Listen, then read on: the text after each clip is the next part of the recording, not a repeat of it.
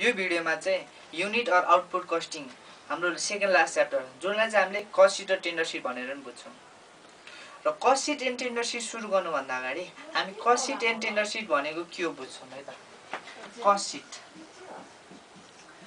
Seat भनेको चाहिँ हाम्रो प्रिभियस इयरमा भइसकेको खर्च अथवा आम्दानी केमा खर्च भयो, कसरी खर्च भयो भनेर अगाडिको वर्षमा भएको खर्चहरू अथवा सेल्स कताबाट प्रफिटहरू सबै एनालाइज गरेर अगाडिको वर्षको है योभन्दा प्रिभियस वर्षको भएकोलाई चाहिँ हामीले कस्ट सिट भन्छौँ। र टेन्डर सिट भनेको चाहिँ अब आउने वर्ष अथवा यसलाई के भन्छ भने अनुमानित वर्ष जुन चाहिँ भएको छैन तर अगाडि नै हामीले गरिसक्यौँ त्यसको हिसाबले यो यति हुनसक्छ भनेर गरेको सिटलाई चाहिँ टेन्डर सिट भनिन्छ।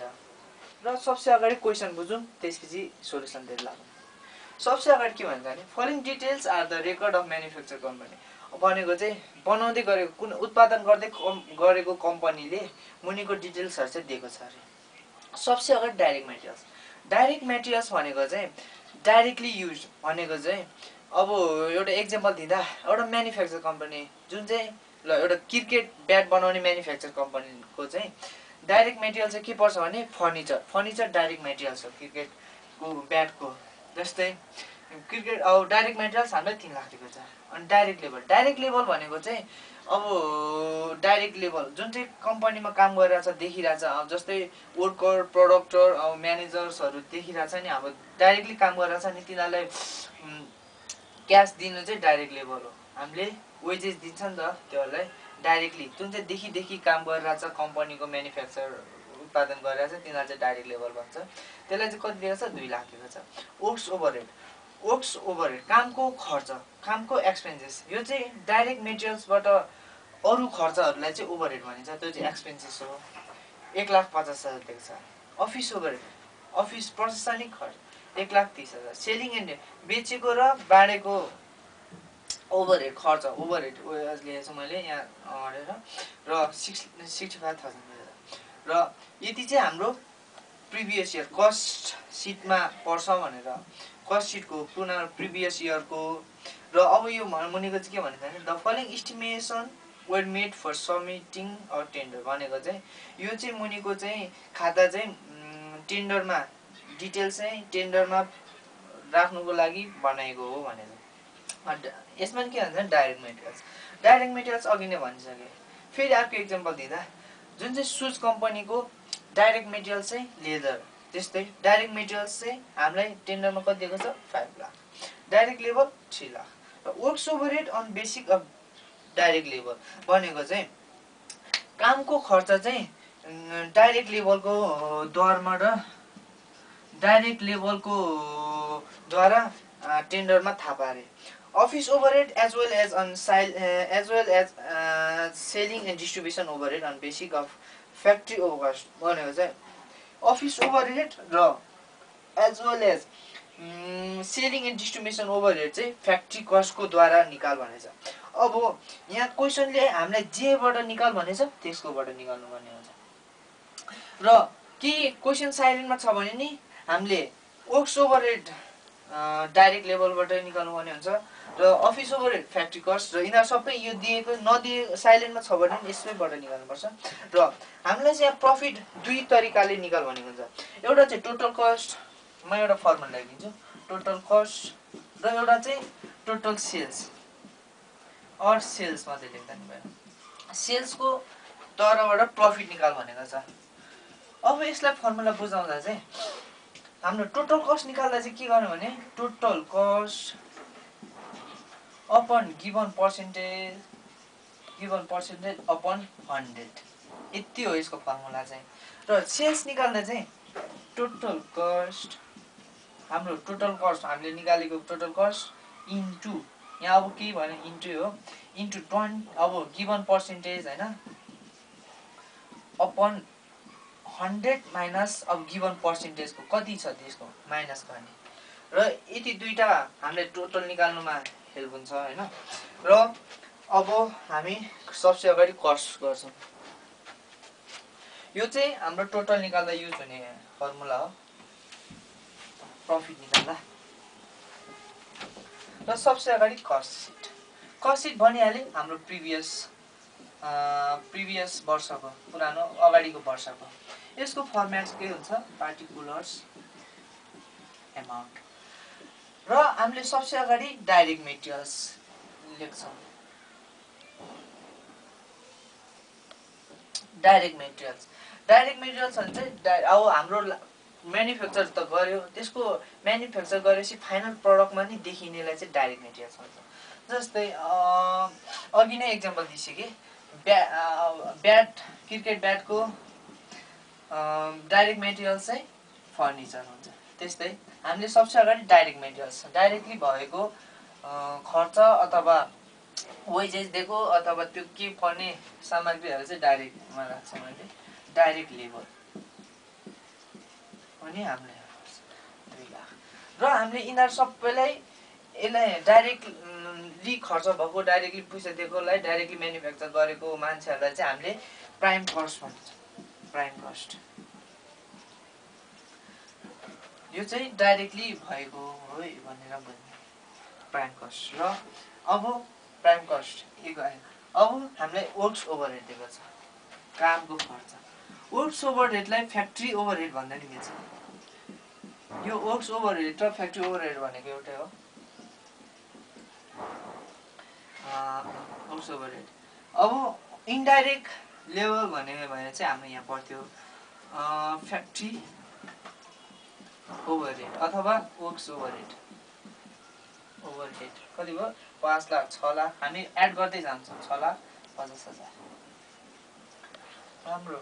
यसको टोटल यो, यसको टोटल यो। र थर्डको selling and distribution overhead.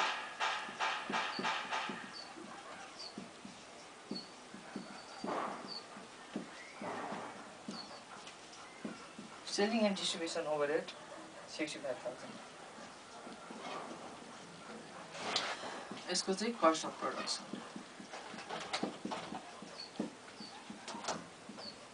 6,50,000 plus 60 भयो भने चाहिँ 7,15,000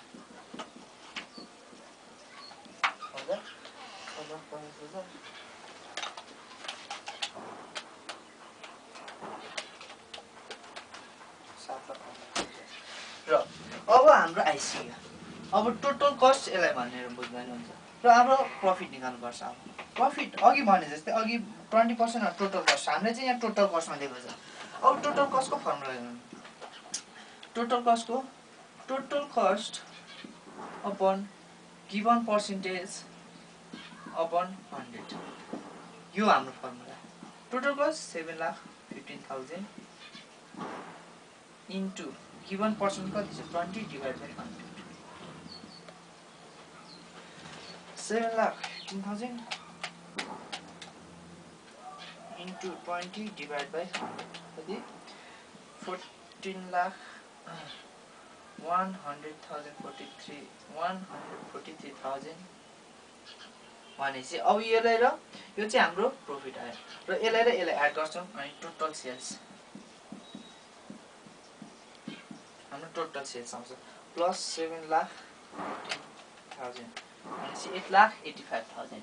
यो चाहिँ हाम्रो 8,58,000 यो चाहिँ हाम्रो sales price, total sales price. यो चाहिँ कस्ट अब पुरानो वर्षको फाइदा होइन। अब यसकै हिसाबले यसलाई हामीले गरेर हामीले टेन्डरसिप बनाउँछ। यसलाई हेरेर है अब यसकै यता टोटलहरू लिएर अघि हामीले क्वेसन नि भनेछ नि on the basis of direct labour हामीले डाइरेक्ट लेबरकोबाट गर्नुपर्छ एउटा। अनि अन द फ्याक्ट्री कस्ट यो फ्याक्ट्री कस्ट 1,50,000 होइन। फ्याक्ट्री कस्ट 6,50,000 र यसमा केही फरक छैन। यही हो, यहाँ पैसाहरू चाहिँ फरक हुन्छ र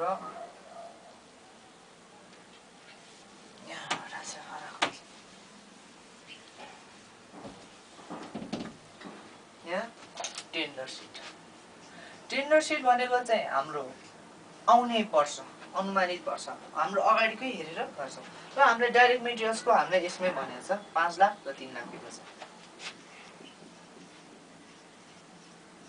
5, 6, 7, 8 लाख र हाम्रो प्राइम कस्ट आइसक्यो र works overhead on the basic of direct लेभल हेर्ने यहाँ चाहिँ एउटा फर्मुला छ एउटा वर्क्स ओभरहेड अब कामको खर्च इक्वल्स टु अब फेरि हामीले यो चाहिँ फर्मुला जस्तै वर्क्स ओभरहेड नै माथि राख्ने overhead upon direct level into 100%। यो चाहिँ एउटा फर्मुला जस्तै हो। यसले हामीले चाहिँ यिनीहरू सबै र यो हामीले works overhead on the basis of direct लेभल भनेछ है। अब हामीले के को बेसिकमा गर भनेछ त्यसकै बेसिकमा गर्नुपर्छ र वर्क्स ओभरहेडलाई माथि राखिदिने र के को बेसिकमा गरेर मुनि राखिदिने र यो चाहिँ हामीले कस्टकोबाट निकालेर गर्नुपर्छ र हामीले लेखिसक्यो यसमा। यसको कति आउँछ टोटल हेरौँ 1,50,000 divide by 2 lakh into 100% 0.75 into अब हामीलाई के को दरमा निकाल्नु भन्छ त्यसकै दरमा हामीले उयसमा मल्टिप्लाई गर्छौँ के को 3 लाख अब 3 लाख 0.75 इन्टु 3 लाख 2,25,000 प्लस 8 लाख भनेपछि चाहिँ 10,25,000 is equals to 2,25,000 अब फ्याक्ट्री कस्ट 10,25,000 यस्तै। अब हामीले अगाडिको पनि गर्छौँ है। अब अफिस ओभरहेड सधैँ पनि यो अफिस ओभरहेड अब यो सेलिङ ओभरहेड जे छ त्यसलाई चाहिँ माथि राखिदिने सधैँ यो गर्दाखेरि चाहिँ अफिस ओभरहेड म चाहिँ सिधै पैसा राखिदिन्छु यहाँ सधैँ यस्तै अफिस ओभरहेड त माथि अफिस ओभरहेड 1,50,000 माथिबाट अपन के को दरले गरेको हुन्छ office overhead as well as selling and distribution overhead on the basic of factory कस्टको दरले गर्नु भन्छ। फ्याक्ट्री कस्ट भनेपछि यिनीहरू 3 लाख 4 लाख 5 लाख 6,60,000 इन्टु 100% यसलाई पनि 1,50,000 डिभाइड 6,60,000 इन्टु 100% भनेपछि 0.02 इन्टु फ्याक्ट्री कस्ट कति भयो 10,25,000 भनेपछि 2,05,000 अब सी कस्ट अफ प्रोडक्सन कति आयो 10 लाख 12,30,000 12,30,000 र अब त्यस्तै हाम्रो अगाडिको सेलिङ एन्ड डिस्ट्रिब्युसन नि त्यसरी गर्छौँ सेलिङ एन्ड डिस्ट्रिब्युसन ओभरहेड यसको पनि छिट्टै लेखिदिन्छु 65,000 upon 6,60,000 into 100% 65,000 divide by 6,60,000 into 100% भनेपछि 0.09 इन्टु फ्याक्ट्री कस्ट कति छ 10,25,000 0.09 इन्टु 10,25,000 भनेपछि 92 सिधै यता लेख्दै 92,250 र यसलाई एड गर्दा हाम्रो टोटल कस्ट निस्किन्छ। टोटल कस्ट कति आउँछ 12,30,000 भनेपछि 13,22,250 र अब हाम्रो प्रफिटको टर्म आइसकेको छ।